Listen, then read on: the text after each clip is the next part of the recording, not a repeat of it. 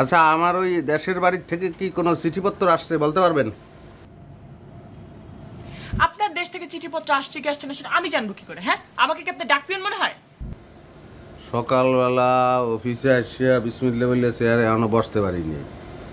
আপনি যে ধরনের আচরণ করতে আছেন এতে তো মনে হয় গরম তেলের কাছে বেগুন আসছে। এই নেন চিঠির বাক্সটা, আপনার পাশে নিয়ে রাখেন আর ডাক পিয়নগিরি করেন। না, লেখাপড়া করছেন, উচ্চ শিক্ষিত, কিন্তু মানুষকে ছোট করিয়ে দেখেন। ডাক পিয়ন কি খারাপ জিনিস নেই?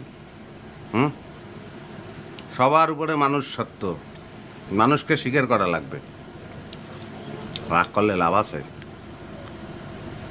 যাই হোক, রাগ হইলে সরি।